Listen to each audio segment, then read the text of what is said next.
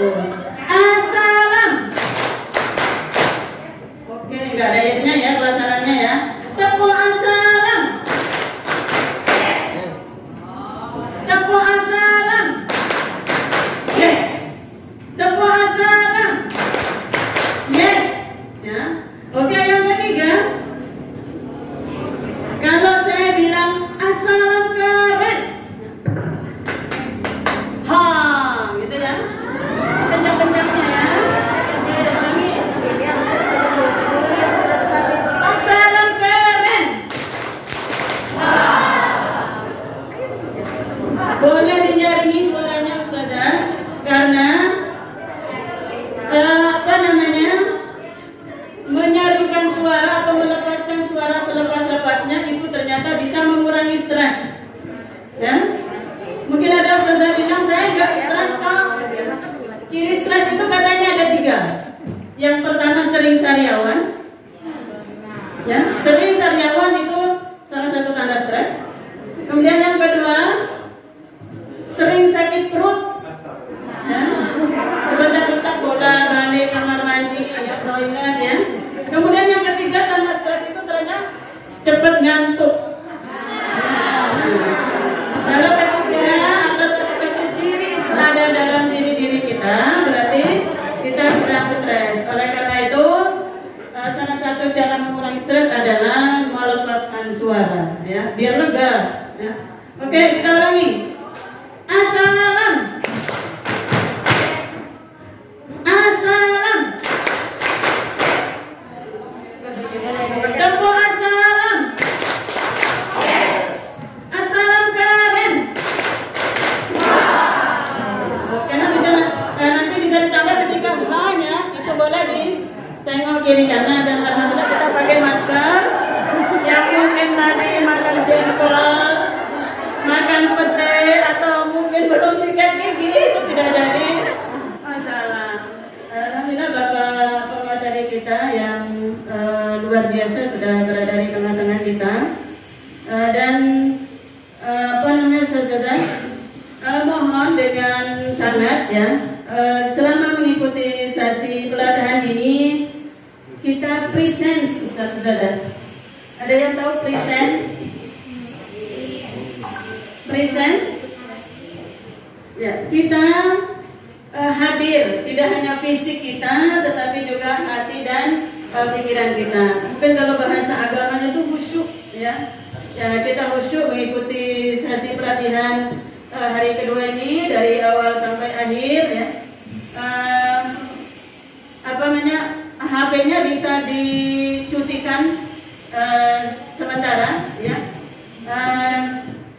Jangan sampai nanti ketika kita Bapak pemateri sedang menyampaikan materi, kita sibuk dengan hati kita masing-masing. Dan kabar baiknya hari ini saudara, kemarin kita sudah diberikan materi ya oleh Bapak pemateri kita terkait dengan PJBL, dan mudah-mudahan sudah cukup bagi kita semua untuk melakukan praktik hari ini.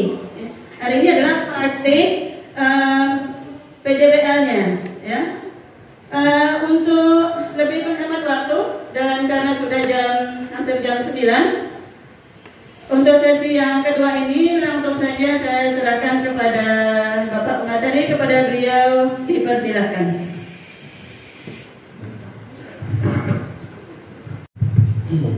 Assalamualaikum warahmatullahi wabarakatuh. Waalaikumsalam warahmatullahi wabarakatuh. Tiada kata yang layak di awal waktu mengawali aktivitas ini selain puji syukur kepada Allah Subhanahu wa taala dengan selalu mengucapkan alhamdulillah rabbil alamin, dan selalu senantiasa kita bersolawat kepada Rasulullah dengan mengucapkan Allahumma sholli ala sayyidina Muhammad. Nggak usah, nanti ada beberapa karya Bapak Ibu RPP-nya kita berkata sama-sama perwakilan dari kelompok-kelompok. Oke, di Ibu lagi.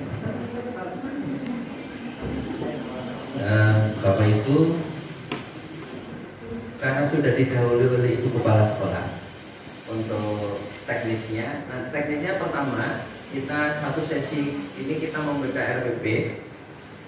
RPP yang ulun maksud kemarin itu RPP yang bernama memiliki label RPP apa gitu ya.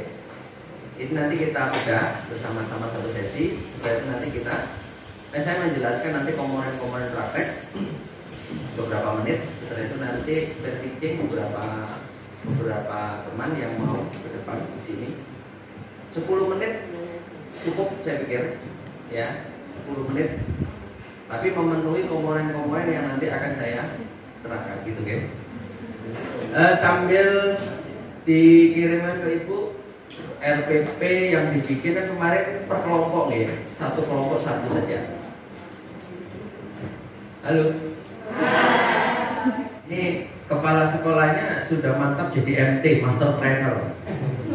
Ya, sudah terbiasa, kayaknya sudah terbiasa memimpin forum begini.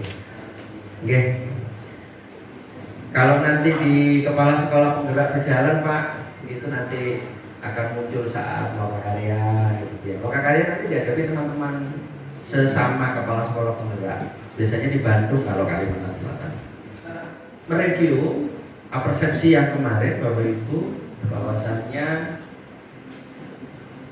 project based learning itu sebuah model pembelajaran yang bisa atau yang diminta oleh kementerian dipakai sebagai model pembelajaran di sekolah ya.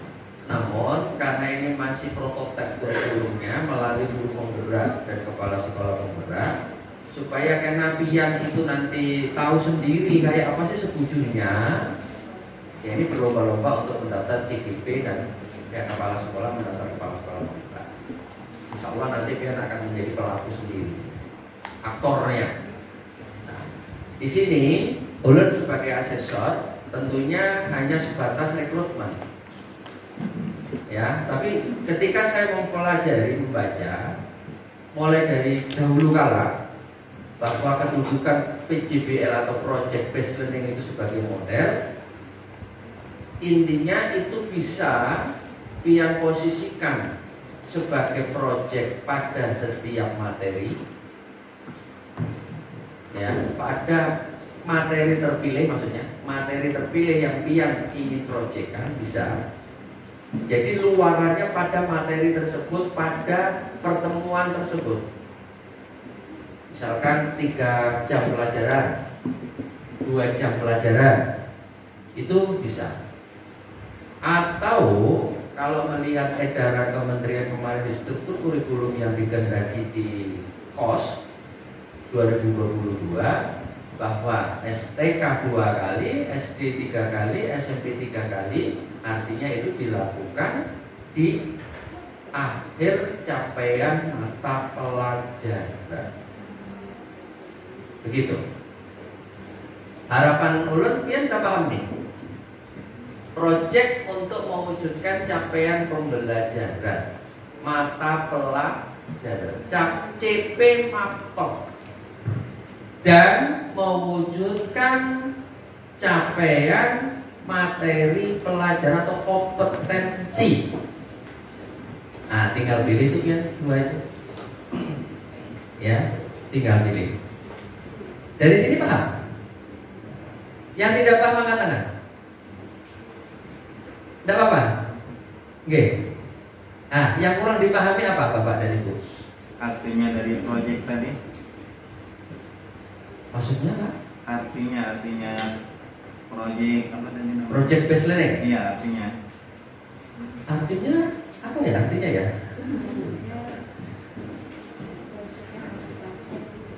Ada yang bisa membantu pertanyaan dari Sidin?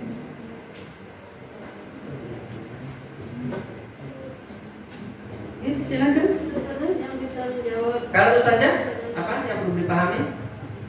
Proyeknya itu harus setiap mapel 3 yang per mapel atau 3 aja Kalau 3 aja apa? 3 proyek per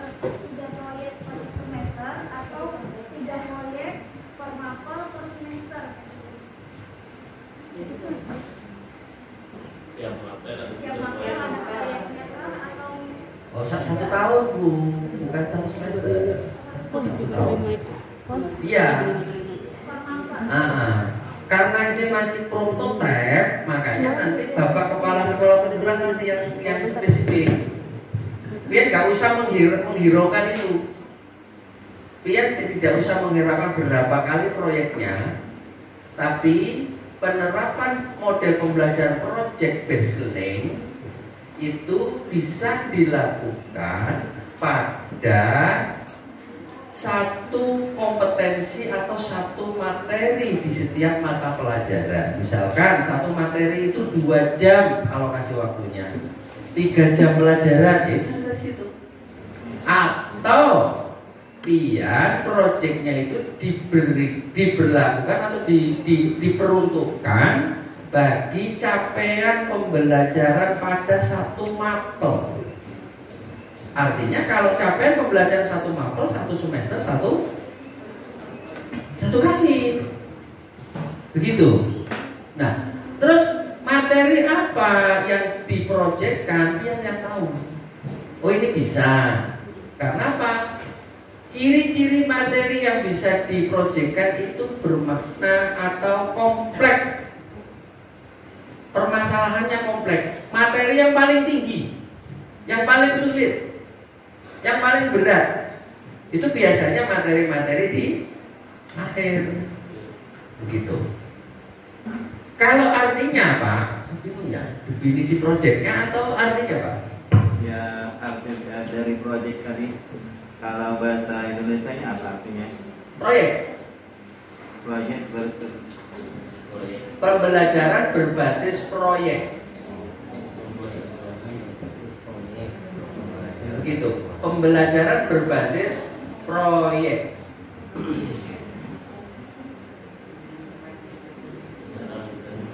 Jadi pembelajaran yang melibatkan kreativitas peserta didik dalam memecahkan masalah. Pak, ini definisinya dilakukan secara berkelompok atau mandiri melalui tahapan ilmiah dengan batasan waktu tertentu. Nah ini dengan batasan waktu tertentu. Jika satu materi dalam satu mapel, berarti kan batasan waktu tertentu itu bisa 1-2 jam pelajaran atau 1-2 pertemuan. Itu masuk dari batasan waktu tertentu yang dituangkan dalam sebuah produk untuk selanjutnya dipresentasikan kepada orang lain. Produk itu apa? Luaran proyek. Wes, yang kalau bingung berarti saya berhasil. Oke Pak, silakan. Nah, berarti semua mata pelajaran itu kalau menggunakan project based learning ini harus membuat proyek gitu ya Pak? Apa ya? Semua mata pelajaran kan ada beberapa materinya, kan? Berarti semua guru yang menghandle satu mata pelajaran itu harus memiliki proyek gitu ya Pak? Harus atau tidak? Saya kok tidak suka dengan kata harus ya. Karena Mas Nadiem sendiri ngomongnya fleksibel. Boleh iya, boleh tidak. Ini sebuah alternatif. Oh, alternatif saja. Jika, maaf nih, karena ini Allah dihadirkan ke sini memberikan gambaran ataupun pemahaman kepada pian tentang project based learning, ya. Seyogianya pian menerapkan atau mempraktekkan model pembelajaran project based learning di pembelajaran pian, di mata pelajaran pian. Kalau dikatakan wajib, loh Mas Menteri aja nggak mewajibkan, saya kok mewajibkan? Nah gitu maksudnya.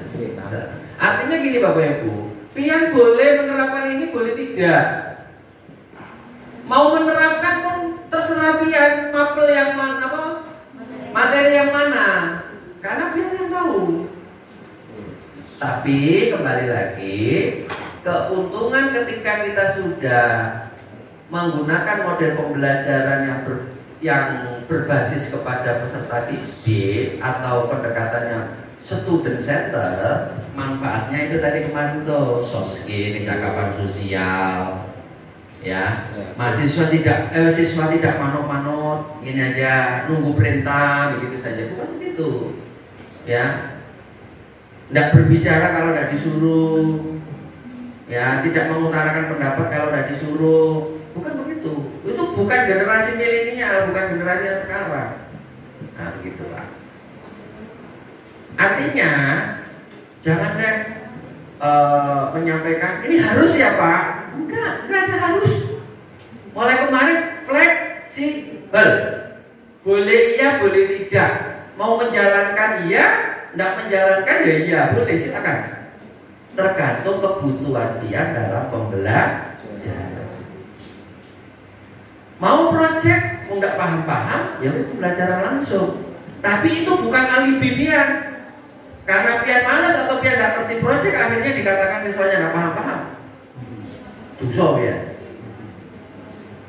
Nah gitu. Itu Bapak Ibu. Ya.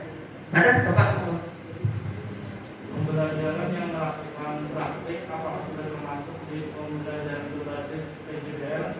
Belum. Prakteknya apa? Kalau nggak ada targetnya, nggak ada bentuk luar produknya, nggak ada jadwalnya, ya, yang tidak ada di sintak itu berarti belum. Anak-anak berdiri semua, tangan di atas, tirukan Bapak, itu praktek Pak. Itu pemahaman. Perhatikan Bapak, coba nih 5,5 dikali 0,5. Bagaimana ini coba perhatikan, kita sederhanakan dulu menjadi dari pecahan menjadi apa? Desimal. Bulangan-bulan. Nah, berarti ini 5,5 ini 0, berarti dikali berapa? 10 supaya menjadi 55 menjadi 55. Dan 0,5 kali 10 kan menjadi 5. Nah, berarti 55 kali 5. Paham anak-anak? Nah, anak-anak praktek Pak itu Pak. Lakukan. Itu bukan project Pak. Yang gampang kalau mau praktek apa? Wudhu. Berdiri. Semuanya bagi kelompok. Perhatikan Ibu. Ini ibaratkan air ya. Kita mengambil wudhu pertama, kita basuh, bukan dikelocorkan ke muka, tapi dibasuh. Ya, memberikan contoh. Coba basuh dulu dilakukan. Ini praktek kok. Ini bukan project, tapi apa? Pemahaman, pembelajaran langsung memahamkan. Nah, begitu. Gitu kan Pak maksudnya Pak? Nah, itu bukan project. Loh, kemarin kayaknya sudah paham sih, kok sekarang kembali lagi error. Minta di-refresh kembali kan? Kemarin sudah paham pertanyaan-pertanyaan itu. Ini prinsip, ketika ini nggak belum clear, nggak akan berjalan itu project itu. Ya, tuh silakan. Nggak dengar Bu.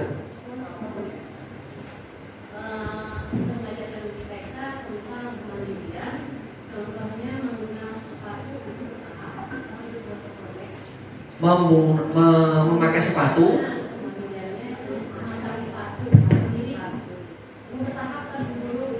bisa ya, luarannya atau produknya anak bisa pasang sepatu. Nah, menurut Pia 1 minggu, 1 bulan anak bisa pasang sepatu? Insya Allah bisa 1 bulan dengan kerjasama dengan orang tua. Mereka juga dilatih saat pergi ke sekolah pakai sepatu, terus nanti di sekolah juga pakai sepatu dan melepas sendiri.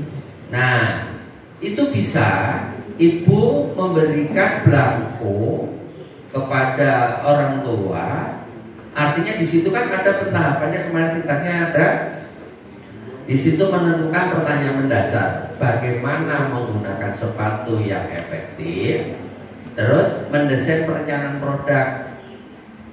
Ya, mendesain itu kaos kaki, terus kaki dimasukkan, Terus kalau yang tali, menalinya pertama begini itu ada itu desain perencanaan. Setelah itu pasang sepatu seperti ini posisinya berdiri. Pian bisa kalau di anak-anak TK sulit dengan kalimat kan dengan gambar. Setelah itu menyusun jadwal. Hari ini apa? Besok apa? Tahapannya Pak ya? Bukan, mereka praktek itu. Nah endingnya yang ukur di akhir mereka melakukan gelar karya apa? Dilombakan masang sepatu, cepet-cepetan, rapi-rapian. Pada kapan itu? Bulan yang Pian tentukan. Nah, itu proyek. Masuk dari Pak ya? Oke, terima kasih Pak. Nah, itu Bapak, ya, itu proyek. Karena ada desainnya, ada jadwalnya, ya, ada luaran utamanya. Luaran utamanya apa tadi? Pasang sepatu. Terus nanti digelar karyakan. Anak TK bisa nggak presentasi? Teman-teman, hai guys, ini sepatuku, ya mereknya Adidas, kaos kakinya Adidas, apa begitu? Enggak, ya kan? Enggak cukup begitu, enggak usah begitu. Ayo berdiri, coba Aldi pasang sepatu. Nah, gurunya mengamati menggunakan pelaku amatan tadi. Oh, kaos kakinya sudah, gerakan tangannya apa? Itu ada checklist. Nah, itu proyek. Begitu, Bu. Oke.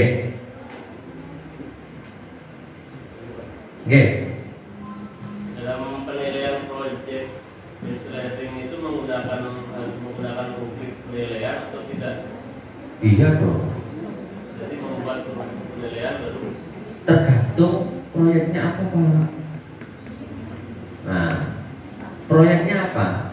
Kalau proyeknya berbentuk benda, berarti apa itu lembar observasi terhadap benda tersebut.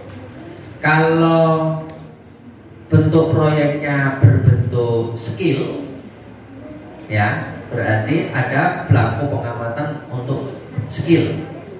Misalkan berwudu dengan benar, nah, itu proyek juga Pak. Gitu. Ya, dikembangkan sesuai dengan jenis proyeknya. Kalau proyeknya itu nanti kepada pemahaman atau kreativitas tingkat tinggi, berarti nanti di situ ada beberapa soal. Gitu.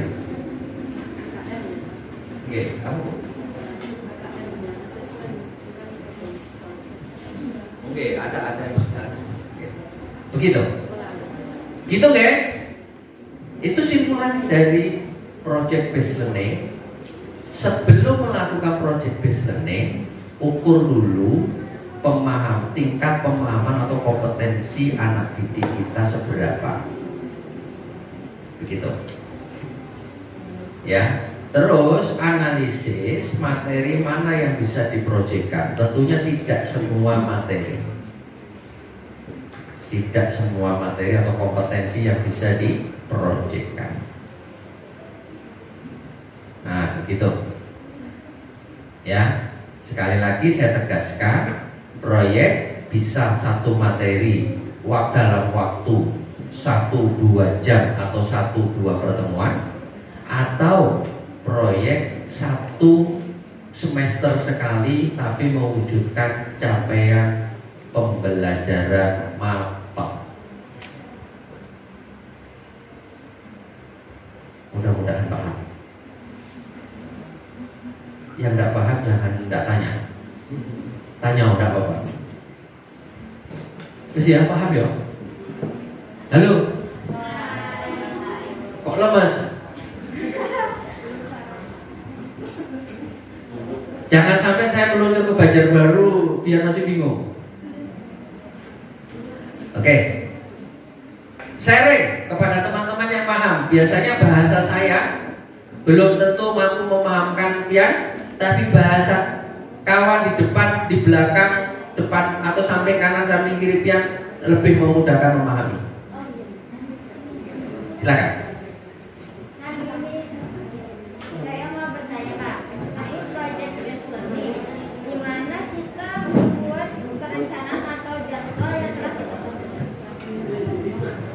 Halo, dengarkan yang belakang. Ini pertanyaan untuk semuanya. Ya, jadi kan ini project based learning, di mana di dalam project based learning ini kita membuat jadwal atau perencanaan yang akan dibuat, di mana kita menentukan misalnya project ini dilaksanakan dalam 1 bulan. Nah di situ kan ada kita yang menentukan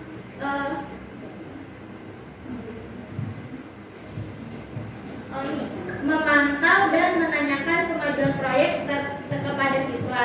Nah di situ kan kita siswa diberikan kerja kelompok. Nah itu bisa mengerjakannya di rumah atau di sekolah. Nah ketika mereka mengerjakan di rumah itu, apakah bagaimana cara kita memantau kreativitas dari individu di setiap kelompoknya? Nah kemudian apakah bisa kalau memantau kemajuannya itu kita tanyakan di setiap pertemuan berikutnya, seperti itu Pak. Oke, bagus. Ini sudah paham nih pertanyaannya.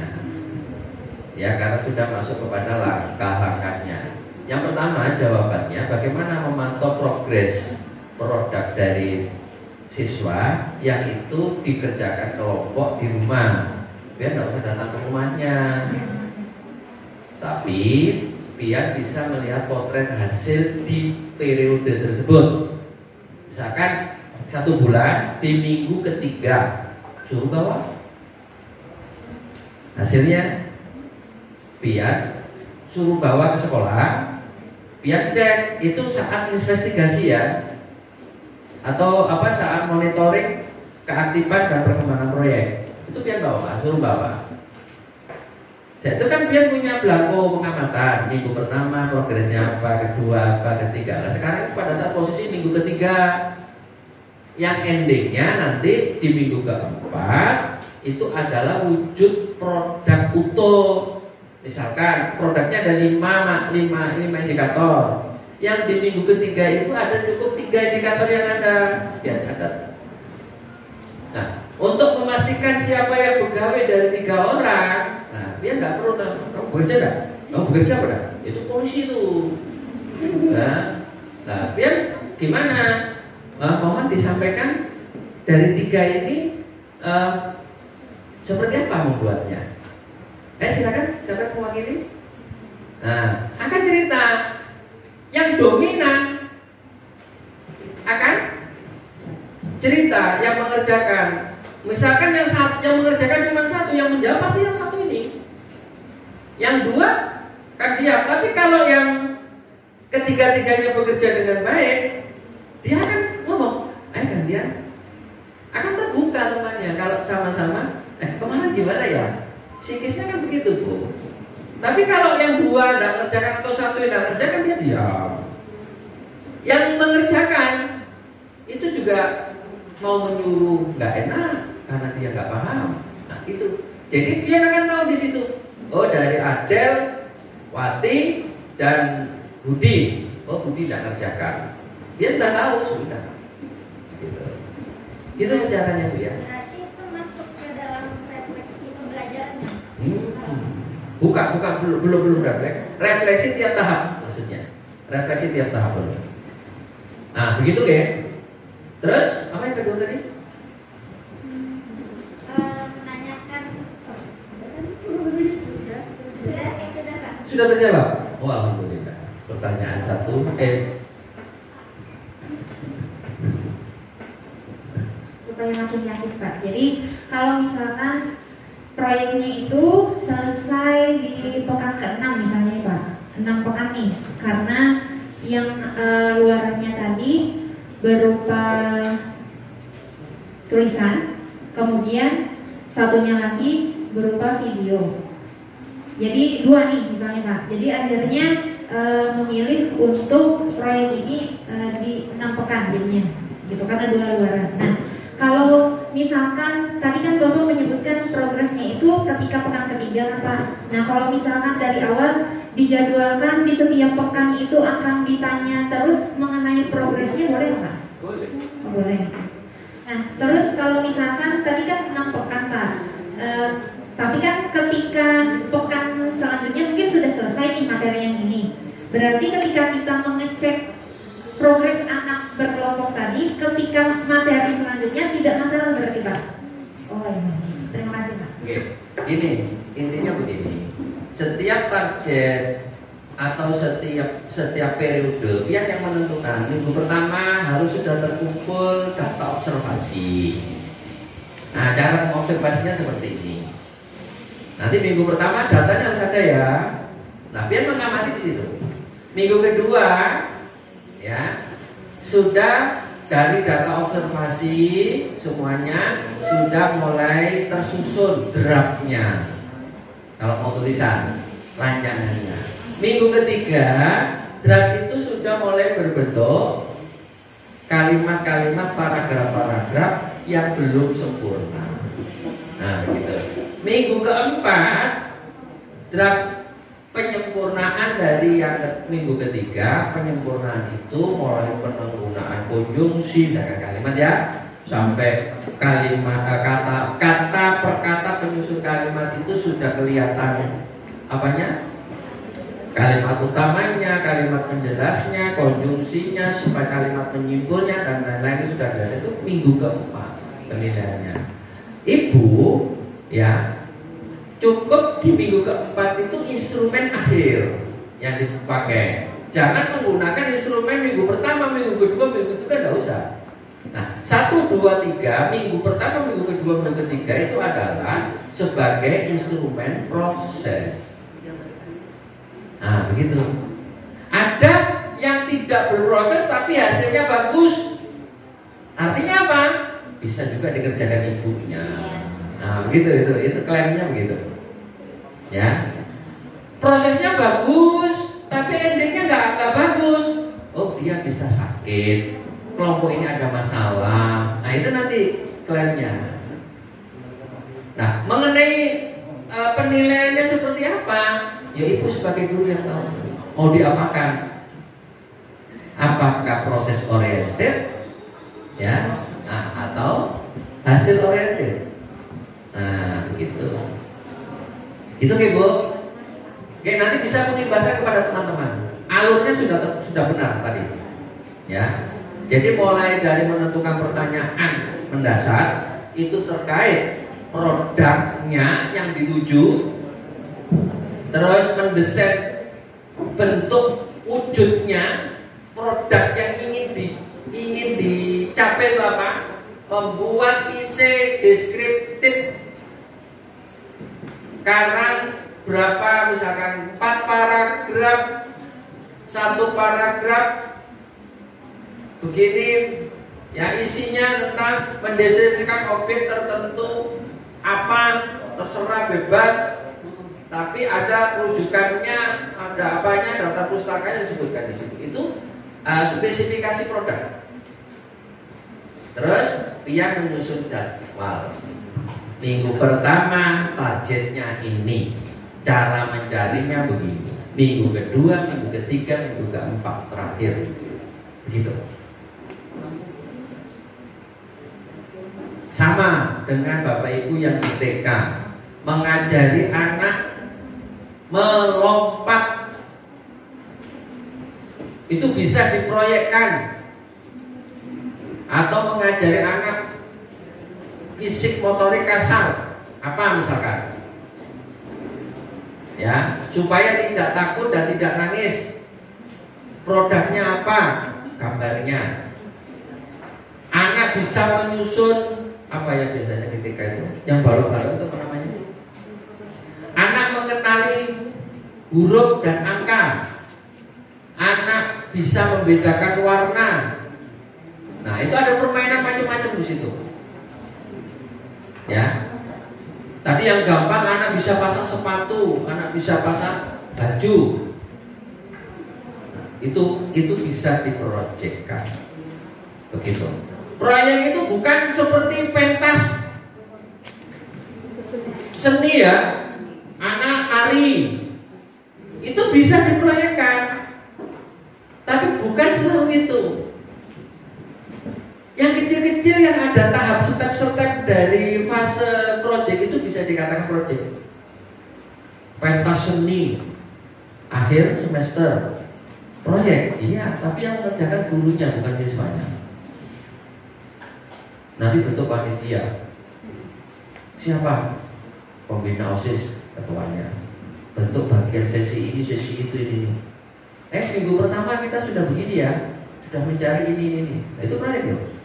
Seperti Pian mau mengadakan pengajian, mendatangkan Ustadz Abdul Somad. Kapan? Juni. Bentuk panitia sekarang. Proyeknya apa? Pengajian. Ustadz Abdul Somad. Desainnya apa? Nanti ya mimbarnya begini. Nanti jamaah yang putra di sini, yang putri di sini. Terus nanti didesain bagaimana pengajian itu bisa terjadi. Siapa moderatornya? Nanti desain seperti apa tanya jawabnya. Nah, itu produknya, mendesain perencanaan produk. Setelah itu masuk jadwal. Ini bulan apa ini? Januari. Apa Januari yang bisa kita lakukan? Susun bersama panitia. Targetnya nanti di 30 Januari ini sudah ada semua yang diperlukan. Februari apa? Aku nggak ngerti, nggak paham. Siapa yang sudah melakukan pengajian? Duduk bersama, tentukan di situ jadwalnya. Targetnya apa? Sampai di bulan Juni. Itu proyek. Gelarnya pas Juni itu kayak apa? Itulah hasil akhir dari proyek ya, produknya. Itu paling gampang Bapak Ibu. Pian mau menikah, ya, bulan apa? Itu proyek. Kalau Pian yang menikah, yang menyiapkan sendiri, biaya sendiri, berarti Pian yang menjalankan. Tapi kalau Pian hanya menunggu dihubungi, berarti Bapak Pian, Ibu Pian yang melakukan proyek. Nanti undangannya 500 orang. Nanti di gedung ini, itu sudah mengukur. Itu apa? Sudah mengukur orang tua Pian. Kayak apa nih? Kayak apa ini? Ya, wah ini sudah kurang 2 bulan, tapi duitnya belum cukup. Ini seperti apa? Ini ada sertifikat, ini ada apa? Ya. Jangan, ini ada mobil dijual. Nah, itu adalah tahap-tahap untuk mensukseskan proyek tadi. Wes itu gampangannya begitu contohnya. Nah sekarang cerita-cerita tadi itu bawaan ke mapel, ke materi-materi Pian. Nah itu di situ itu maksudnya. Sehingga anak didik kita terlibat dalam proses. Dalam proses itu banyak ujiannya, banyak tantangannya, banyak hambatannya, apalagi berkelompok. Nah, gitu. Itulah yang melatih kematangan anak dalam bersikap sosial, soft skill-nya. Nah, begitu maksudnya. Itu Bapak Ibu. Saya pikir ceritanya gamblang dan sampai ke pengajian tadi, sampai ke pernikahan itu proyek juga, ya. Sampai gelar tak seni tari atau apa itu contoh yang paling nyata yang sering kita lakukan. Biasanya di TK mau wisuda itu proyek. Biasanya gelar seni apa, ya kan? Terus anaknya seragamnya apa? Pakai toga. Oh enggak, ganti sekarang seragam daerah adat. Terus nanti di mana gedungnya? Yang diundang siapa? Itu proyek. Proyeknya kepala sekolah. Ya, ada nggak tahap-tahapnya itu tadi? Ada. Setiap bulan ada targetnya. Akhirnya ada endingnya apa? Ya saat wisuda terakhir anak TK itu proyek. Pak Ketua Yayasan membangun ini proyek. Impiannya gedung lantai 3, atapnya seperti apa? Terus di atas itu ada hall yang bisa untuk pertemuan seperti ini, bisa dibuka, bisa ditutup sebagai kelas, sebagai ruangan. Keramiknya, tipenya apa, atapnya apa, itu desain produk. Mulai dari awal sampai membangun ada perencanaan enggak? Ada orang enggak di sini yang mengerjakan? Banyak. Pengurusnya terlibat nggak? Pengurusnya terlibat. Nah itulah proyek kerja bareng-bareng, itu proyek sampai terwujud gedung yang seperti ini. Lah wes, lagi tidak paham kebuangan. Nah kisah ini tadi bawa ke mata pelajaran, ya, bawa ke mata pelajaran mana yang bisa diproyekkan. Ya, kalau tidak paham tak jadikan bupati aja gitu ya. Wes ya, nggak usah diulang lagi ya. Paham ya? Paham apa paham? Ya wes. Alhamdulillah alamin. Bapak Ibu, tiba gilirannya per kelompok mengumpulkan melalui flash disk atau kirim apa ke Ibu, ditayangkan. Saya ingin tahu sebut maju yang mengerjakan perwakilan untuk mempresentasikan. Saya duduk di situ atau saya duduk di sini melihat atau mendengarkan, silakan. Sudah, Bu. Ini yang sudah sampai SD, Pak. SD, siapa SD? Yang presentasi siapa? SD yang SPDP kelas 5. Kelas 5.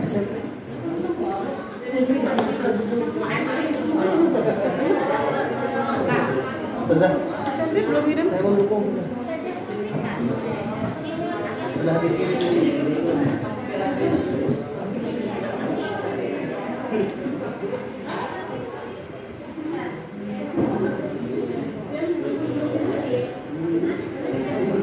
Assalamualaikum warahmatullahi wabarakatuh. Waalaikumsalam warahmatullahi wabarakatuh. Mengapakah saya selalu mengandalkan pantun yang ini ya? Jalan-jalan ke Pasar Ahad, jawab salutnya kok kurang semangat. Saya ulangi ya. Assalamualaikum warahmatullahi wabarakatuh. Waalaikumsalam warahmatullahi wabarakatuh.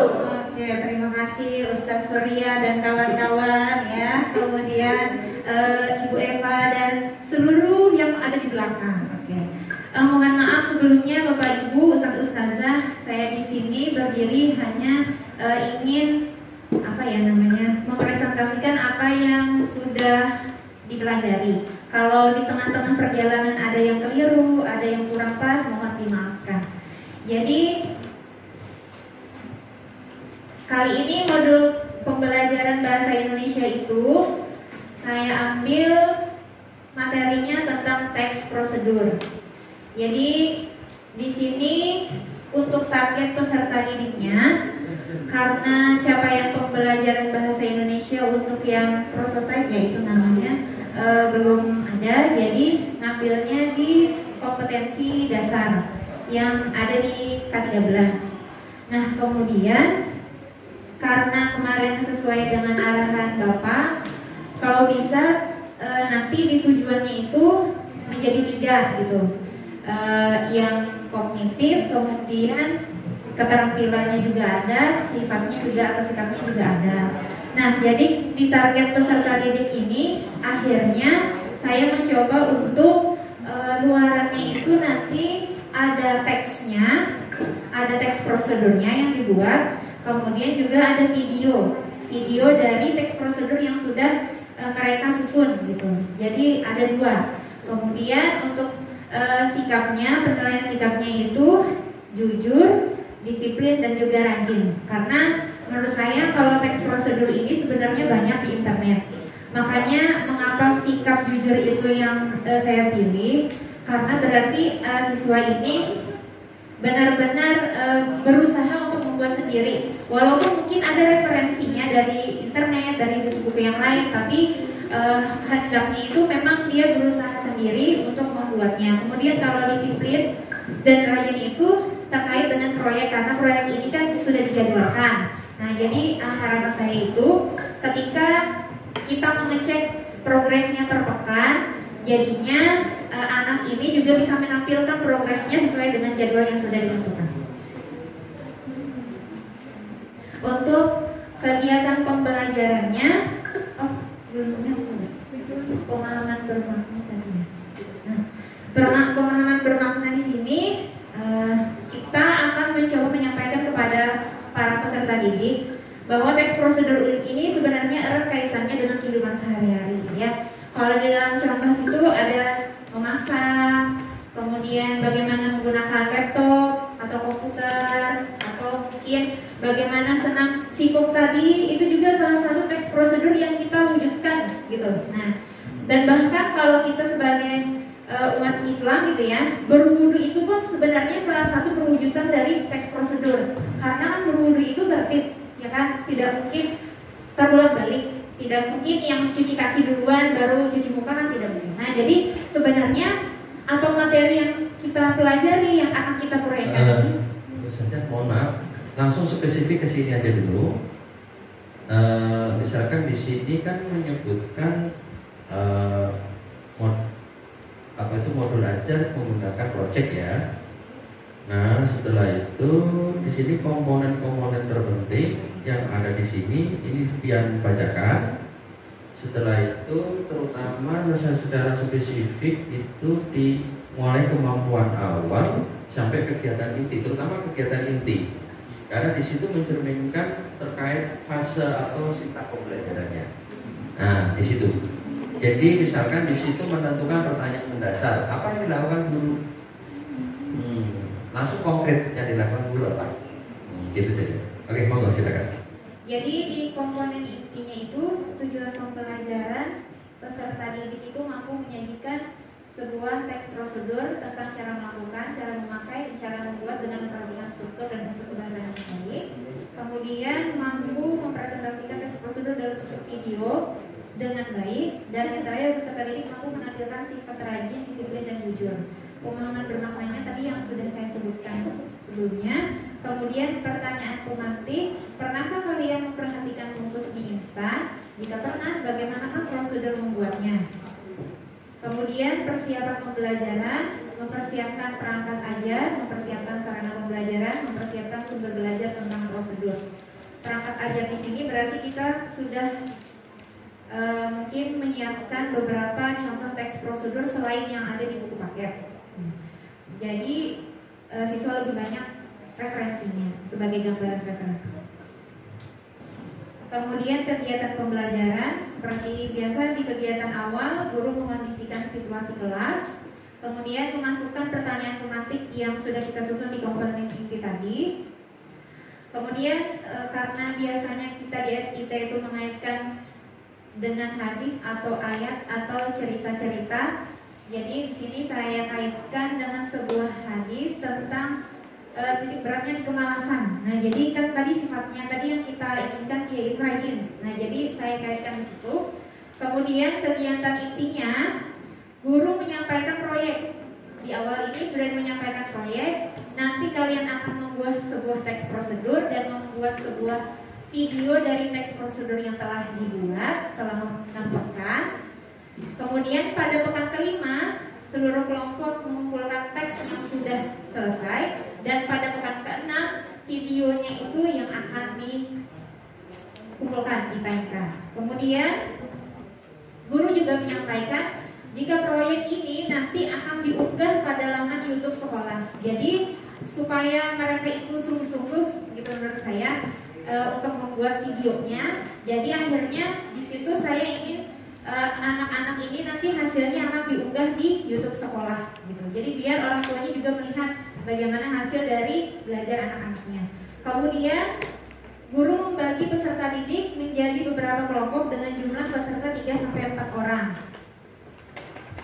Lalu mengingatkan kembali apa saja jenisnya, karena nanti itu yang akan mengarahkan peserta didik secara berkelompok tadi untuk memilih, dia memilih jenis prosedur yang mana yang akan dibuat.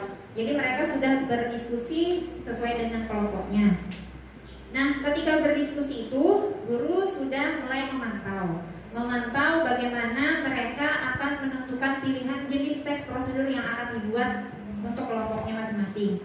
Nah, setelah mungkin udah kelihatan nih anak-anaknya udah menampilkan, sudah memilih, kita tanyai ke masing-masing kelompok sudah pilih jenis apa, baru kita bersama-sama dengan peserta didik membuat jadwal menyusun teks prosedurnya.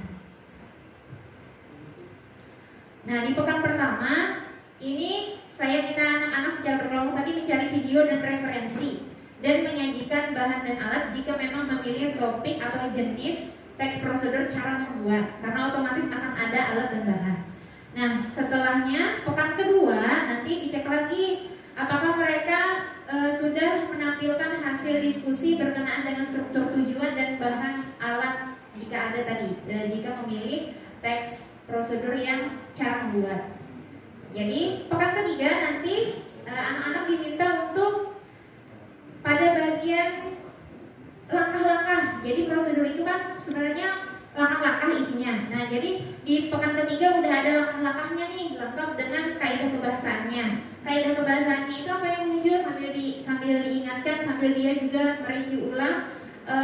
Ada kalimat perintah gitu ya, ada kalimat perintah, ada kalimat yang menerangkan dengan alat itu seperti apa contohnya. Nah, seperti itu. Kemudian yang pekan keempat ini progres berkenaan dengan struktur terakhir bagian penutup. Kembali lagi dengan kaidah kebahasaannya karena mereka sudah belajar sebelumnya di pertemuan sebelumnya. Kemudian pekan kelima, nah ini yang nanti anak-anak diminta untuk mengumpulkan dan menyajikan hasil akhir dari teks prosedur yang sudah dibuat.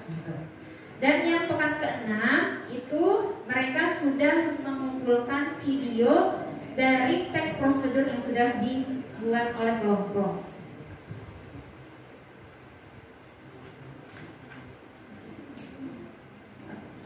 Sudah, Pak. Tepuk 1, tepuk 3. Oh, ada anunya kalau tepuk 3 apa?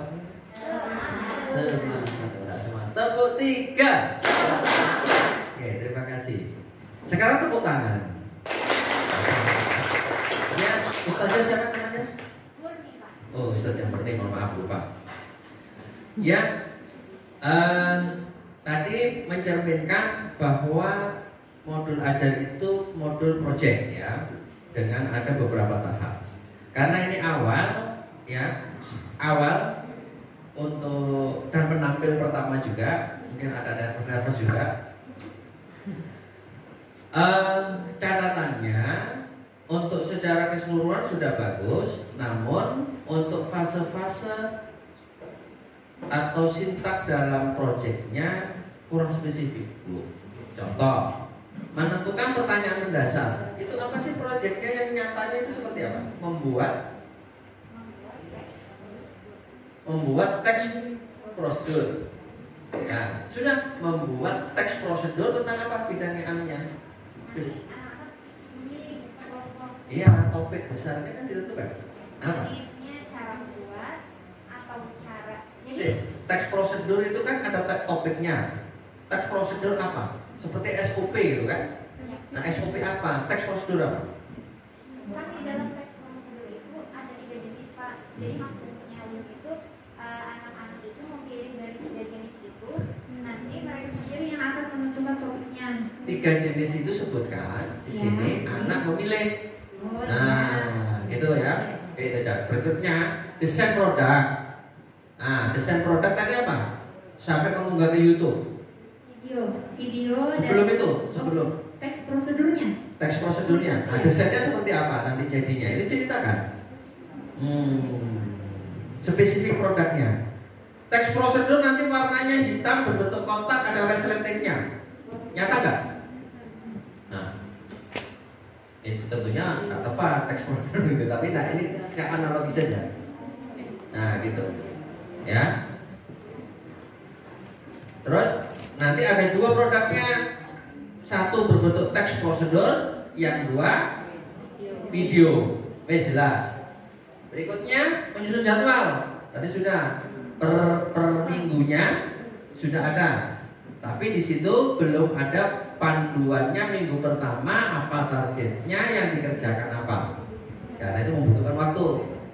Minggu kedua apa, cara mengambilnya kayak apa. Itu sebagai belangko pengamatan yang dilakukan oleh guru sampai minggu keempat. Terus monitoring keaktifan dan perkembangan proyek. Nah, itu tadi setiap langkah itu kan ada indikator capaian, itulah yang dipakai untuk melakukan monitoring setiap pekan. Setelah itu menguji hasil. Ya, menguji hasil tentunya di akhir. Kayak apa jadinya? Setelah itu evaluasi pengalaman belajar. Apa bedanya menguji hasil dan evaluasi pengalaman belajar? Ya, kalau menguji hasil, mendiskusikan prototip proyek, memantau keterlibatan siswa, dan mengukur ucapan standar seperti menguji, menanyai. Nah, kalau mengevaluasi, membimbing proses pemahaman proyek, menanggapi hasil, selanjutnya pendidik dan siswa merefleksi dan menyimpulkan. Oke, tepuk tangan sekali lagi. Tinggal spesifik saja kepada yang akan dikerjakan. Sepenuhnya secara keseluruhan sudah bagus. Nah, nanti 10 menit dipraktekkan. Ya, oke. Terima kasih Ustazah Purni. Oke. Berikutnya. Assalamualaikum warahmatullahi wabarakatuh.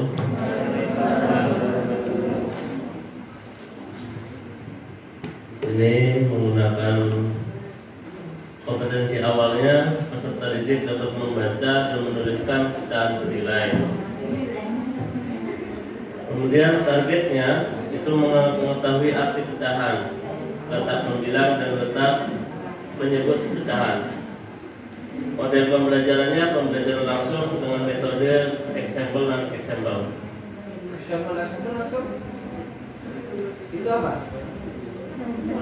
Kooperatif. Ayo, jangan dicampur-campur. Kalau pembelajaran langsung itu, kalau example to example itu kooperatif, nanti bentuk kelompok. Yo, apa kalau pembelajaran? Ya pembelajaran langsung ya langsung saja. Tidak pakai model. Langsung gitu ya? Langsung aja. Terus?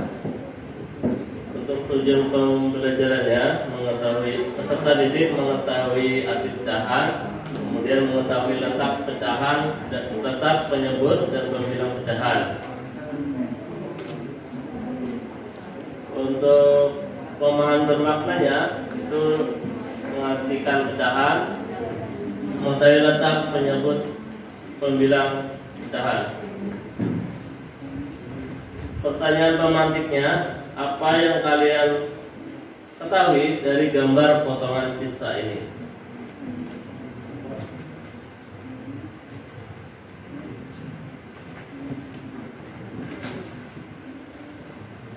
Untuk kegiatan awalnya itu memulai dengan berdoa bersama,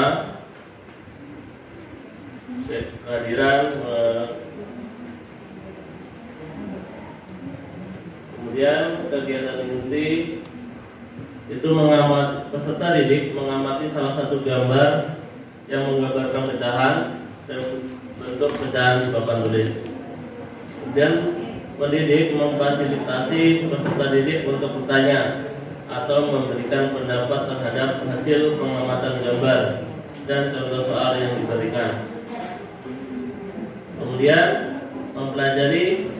peserta didik mempelajari arti pecahan, letak pembilang, menyebut pecahan senilai. Selanjutnya peserta didik berlatih melakukan penentuan letak membilang dan menyebut pecahan. Peserta didik berlatih menuliskan penyebut dan pembilang pecahan senilai. Kemudian yang penutup ini menanyakan apakah sudah dipahami atau belum tentang materinya tadi. Kemudian mengomunikasikan kendala dalam pengamatan tadi dalam menentukan pembilang dan penyebut pecahan. Kemudian guru memberikan apresiasi atau motivasi terhadap siswa. Oke, terima kasih. Tepuk tangan dulu. Tadi cuman modelnya tadi kalau pembelajaran langsung ya cukup pembelajaran langsung yang sintaknya menggunakan sintak yang tadi yang kemarin yang saya contohkan di PowerPoint ya, mulai dari menyampaikan tujuan sampai tadi memberikan motivasi refleksi. Nah, itu semuanya itu ditentukan oleh guru ya. Nah, nanti praktek untuk pembelajaran langsung. Oke, terima kasih. Berikutnya Bismillahirrahmanirrahim. Assalamualaikum warahmatullahi wabarakatuh. Tepuk satu, tepuk dua, tepuk satu dua.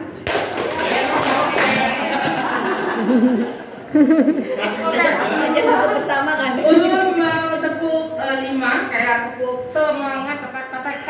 Tapi kita akan turun naikkan tonnya nadanya. Kontrol ya. Tepuk 221. Sorry. Saya kasih nama tepuk 221. Tepuk 221.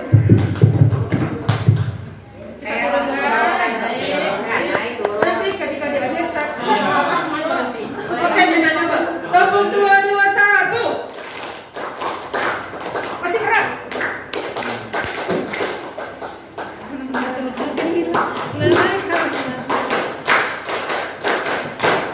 Langsung lagi. Tepuk tangan untuk Ustazah Hadi Wiratna. MC di belakang Nila. Tim guru hari. Terima kasih untuk mengucapkan kesempatan untuk kelompok kami. Kami akan menyampaikan tentang materi SBDP di kelas 5, yaitu tentang seni rupa, terutama seni rupa terapan, yaitu anyaman. Kita masuk ke oke. Kompetensi awalnya yaitu peserta didik dapat membedakan anyaman tunggal dan anyaman ganda. Dek, ini apa dulu modelnya? Discovery learning dan penjualan.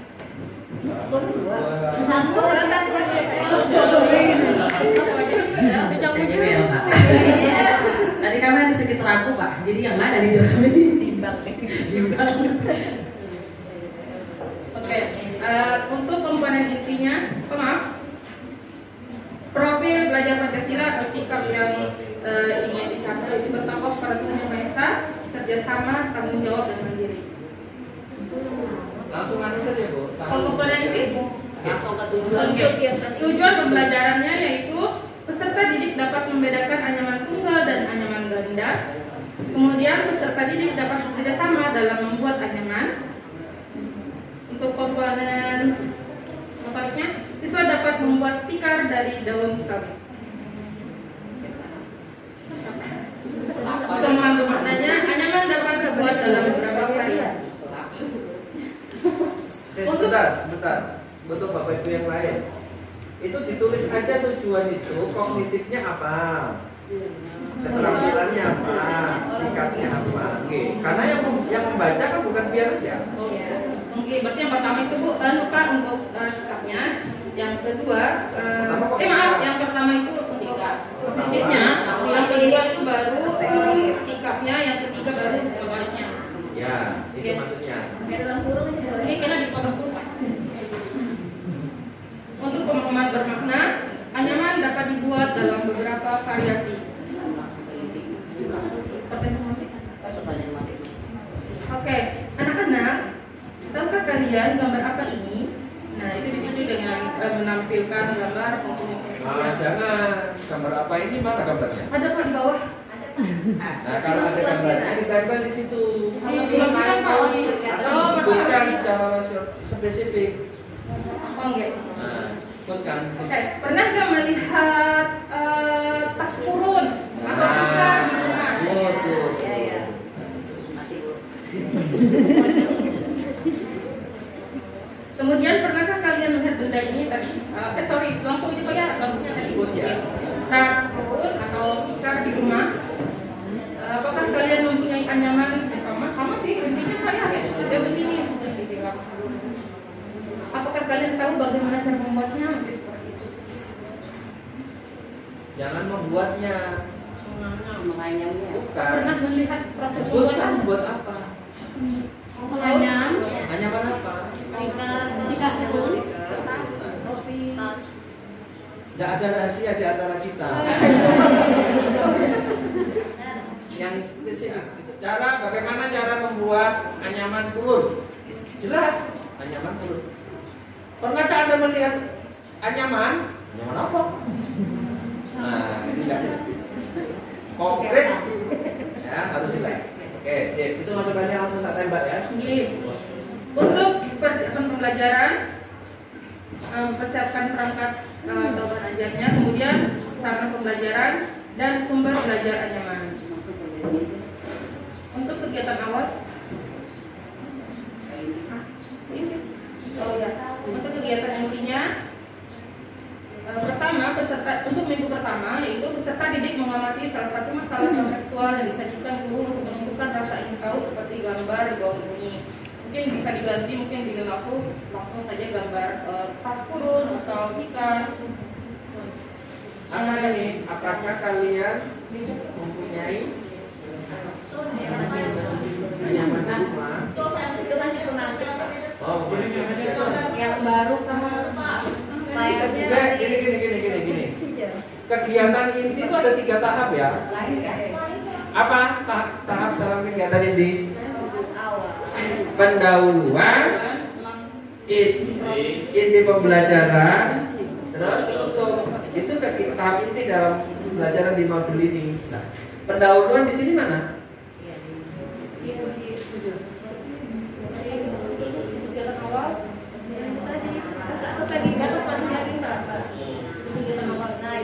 Oh, kegiatan awalnya itu peserta didik dan guru. Oke deh, lewati tidak apa-apa. Itu aja yang sudah ada. Oke, ini fasenya mengikuti sintak apa Bu? Intinya, inti.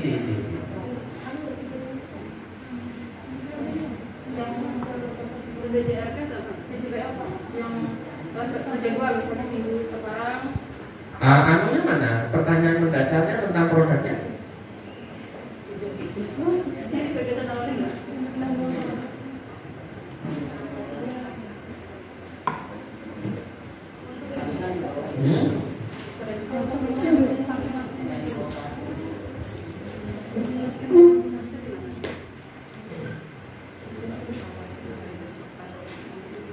Oke deh, dibaca seadanya deh. Silakan. Pertama ada pemasalahan itu, pertama perhatian yang ada kurang, yang ada mungkin kreativitasnya belum dikembangkan. Kemudian belum banyak minat generasi muda yang menjadi penerus kerajinan anyaman, ini bisa mengakibatkan hilangnya terjadi seperti ini. Kemudian ketersediaan bahan baku untuk memenuhi kebutuhan perajin dengan kualitas yang baik. Sedangkan masalahnya bahan baku kerajinan kurang diolah dengan baik dan ketersediaan sebenarnya banyak dari awal. Kemudian pertanyaannya,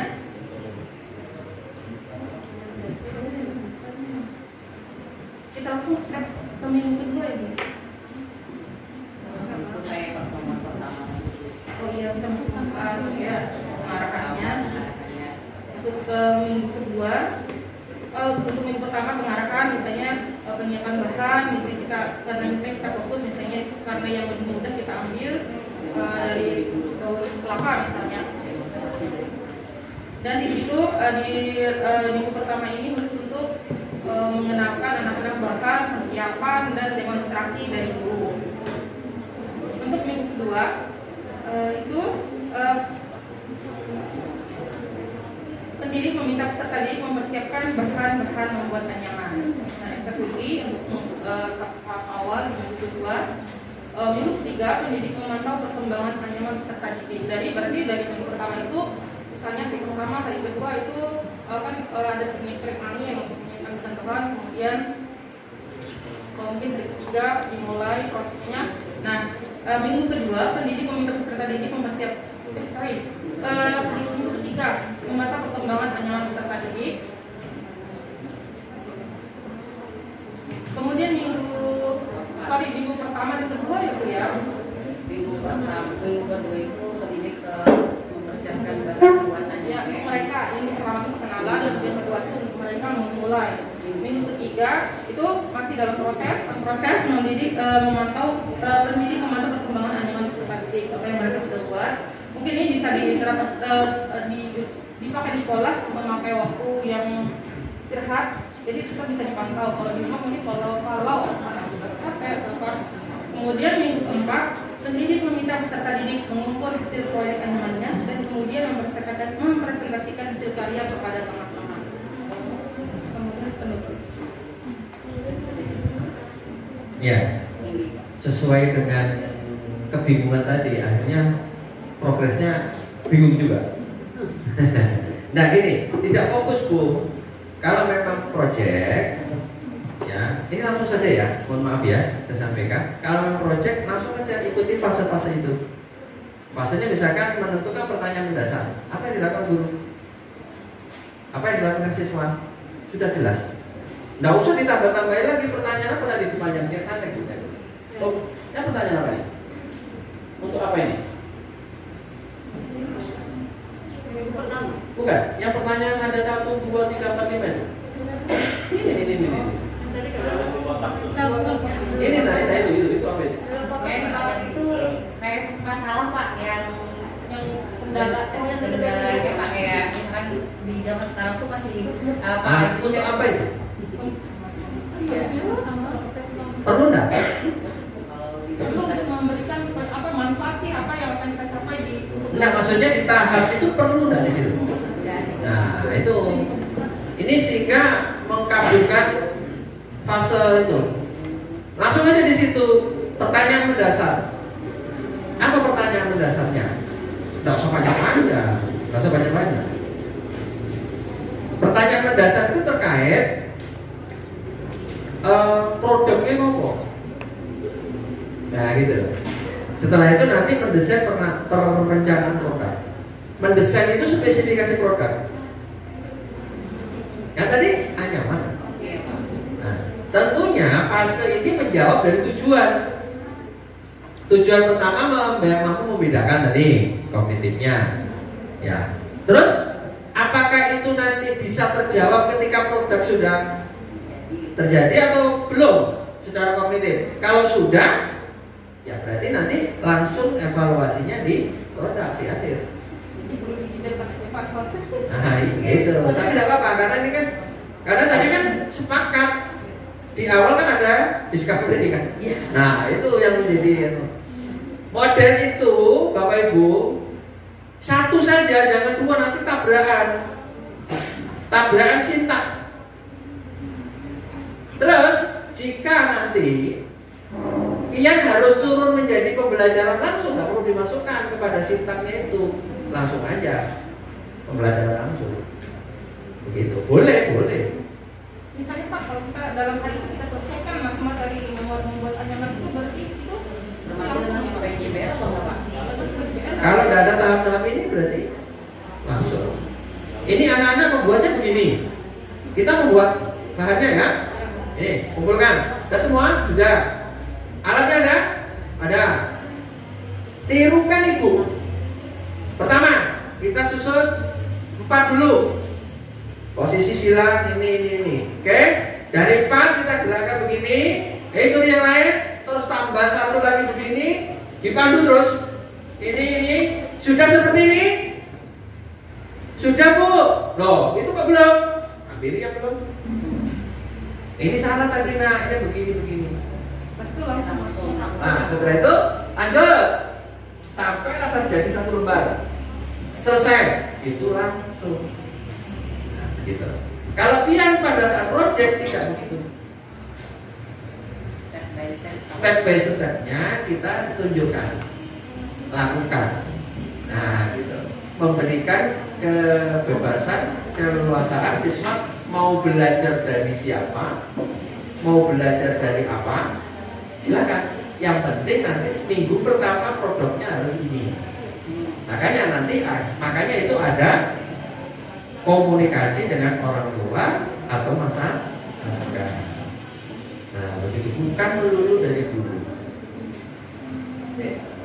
Misalnya Pak, berarti kali ini kita bikin bekas supaya agak lama, tapi bukan saja agak lama. Kalau Pak misalnya yang tunggal misalnya tak ada juga, nanti di akhir yang dikarakterikan produknya mereka bisa mengkreasikan sendiri. Misalnya kami pernah puasa, nah itu di kunjungan itu mereka mengambil dari pengrajin terus dibikin jadi tas, jadi. Iya, itu namanya kolaborasi anak sudah jalan dengan masyarakat. Setelah ini berarti Pak? Bukan saat ini memenuhi luaran di minggu keberapa? Minggu keempat. Minggu keempat. Dan terakhir sebelum Bisa dengan orang tua, dengan masyarakat, atau masyarakat ini dimaksud pengrajin. Disitulah kreativitas anak untuk mencari solusi. Gitu. Itu tidak akan ditemukan saat pembelajaran langsung. Kalau langsung kan apakah gurunya? Artinya gurunya harus betul-betul top, betul-betul bisa. Nah, begitu. Hasilnya nanti bagus yang mana? Kalau secara instan hasilnya bagus yang diajari langsung oleh gurunya, langsung jadi. Anak langsung bisa. Yang tadi kemana-mana tadi itu anak belum tentu bisa, belum tentu bagus hasilnya. Tapi sikap sosialnya lebih bagus yang di sana. Nah, yang ingin menjadikan anak sukses di hari ini atau hari esok? Nah, itu pertanyaannya, ya. Oke, tepuk tangan. Itu ya Bu ya, difokuskan ya Bu ya. Nanti praktek aja ya. Project atau kooperatif? Oke, siap. Assalamualaikum warahmatullahi wabarakatuh. Waalaikumsalam. Nah, sebelumnya saya mohon maaf jika dalam penyampaian dan pembuatan FPP ini masih banyak kekurangan karena masih tahap belajar tentang PJB. Apa Bu? PJBL. Ini kemarin kami membuat materi FPPH tentang sentra bahan alam. Kebetulan kami berbasis sentra. Perlu diketahui saya guru sentra Balok. Jadi kampanye Balok makanya. Jadi kemarin kami sepakati salah satu kami buat untuk sentra bahan alam PKB. Topiknya kami memilih tentang sayur wortel.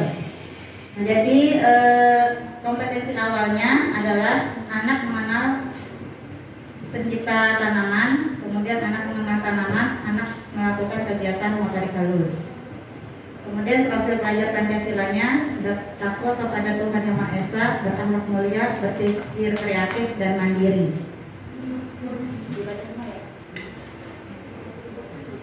Pilih salah satu. Jangan lima-limanya kayak apa mau ceritanya. Pelajar Pancasila pilih salah satu ya. Oke. Yang mana yang relevan? Oh, relevan berataan Pak. Oh memang ya.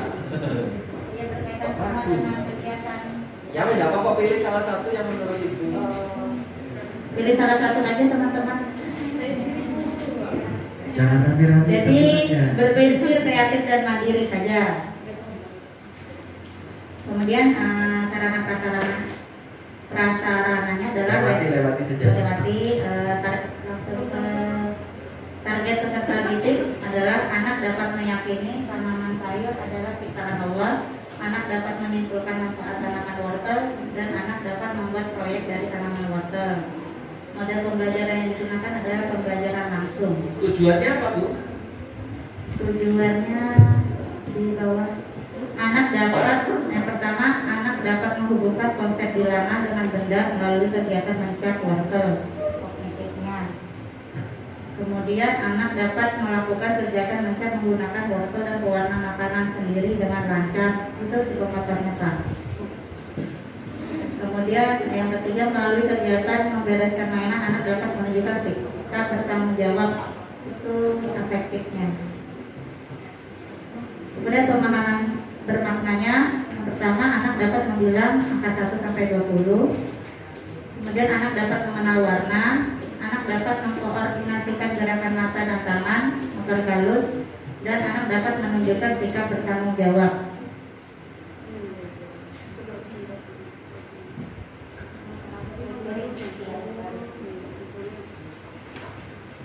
Kemudian pertanyaan tematiknya kami dengan sistem pertanyaan terbuka. Jadi yang pertama, apa yang kalian ketahui tentang wortel? Yang kedua, coba ceritakan pengalaman kalian tentang wortel dengan benda konkret ya. Persiapan pembelajarannya sama seperti yang lain, mempersiapkan perangkat ajar, mempersiapkan sarana pembelajaran, dan mempersiapkan media atau ragam lain. Kegiatan awalnya kurang lebih sama yang lain. Guru dan anak memulai dengan salam, berdoa sebelum belajar. Guru dan anak melakukan kontak absen untuk memeriksa kehadiran dan menanyakan kabar. Kemudian peserta didik dan guru berdiskusi melalui pertanyaan tematik. Langsung ke inti Bu, langsung ke PJDL-nya. Kegiatan intinya yang pertama, guru menunjukkan cara mengecap dengan wortel.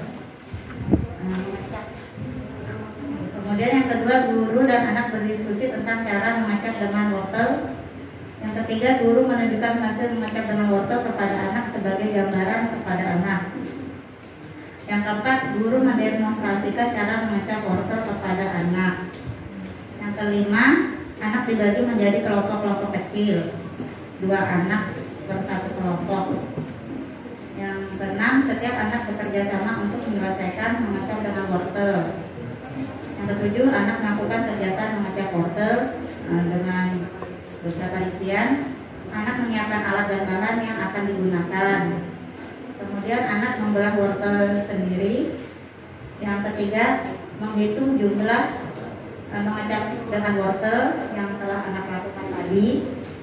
Yang keempat adalah mengecap dengan wortel dengan pewarna makanan.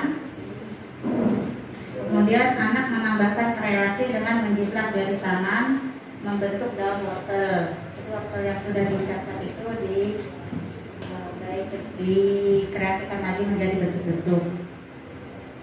Kemudian yang selanjutnya adalah guru memotivasi anak untuk semangat dalam melakukan kegiatan. Seterusnya, setelah mengecap dengan wortel selesai, anak-anak menceritakan hasil dan guru memberikan umpan balik. Yang terakhir adalah guru memberikan reward kepada anak. Kegiatan inti selesai. Oke, Bapak Ibu silakan dikomentari. Ini cocoknya model apa? Langsung atau kooperatif berkelompok? Pian bingung apalagi ulun. Halo yang TK. Langsung Pak. Katanya tadi project. Iya projectnya langsung Pak. Iya Pak.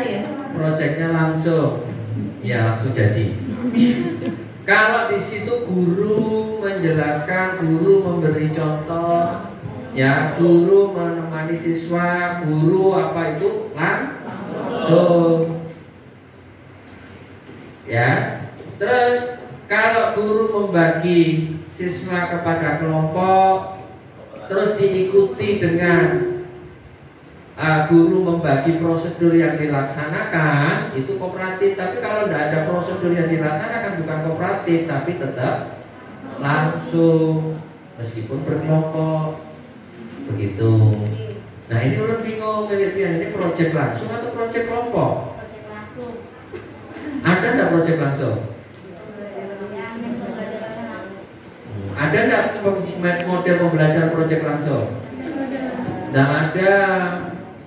Nah ini makanya kalau pesan saya kemarin, RPP atau modul ajar mengikuti format apapun yang tidak boleh beda atau tidak bisa diganti-ganti, itu ya tahap penerapan model, yaitu tentang sintak.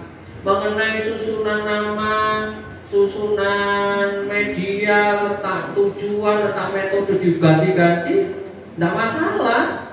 Yang terpenting dari penerapan langkah-langkah pembelajaran menggunakan model atau metode yang dipilih itu tidak akan pernah hilang. Maka itu kemarin pesan saya ketika membuat modul ajar atau RPP, pilih salah satu model dan fase atau sintak yang sudah ada, sehingga itu yang Pian lakukan. Nah, Pian membuat sendiri nih, mengkolaborasi. Nah, akhirnya bingung sendiri. Ya, tidak apa-apa, nggak salah. Ini membuat hal yang baru. Nah, gitu. Oke, tepuk tangan dulu. Perwakilan dari Sidin, kelompok Sidin siapa? Bingungnya di mana? Dibantu boleh ke depan. Nggih. Sebenarnya dari awal kami sudah mengadakan pembelajaran yang memang pembelajaran langsung. Cuma kita di sini cara duduk ketika awal ditanya pembelajaran pembelajarannya apa, kata yang kemudian Novi itu jawabnya project, padahal dari awal memang pembelajaran langsung. Oke, deh ya kita garis bawahi pembelajaran langsung. Tapi komponen dalam sintang pembelajaran langsung apa betul-betul terpenuhi di situ?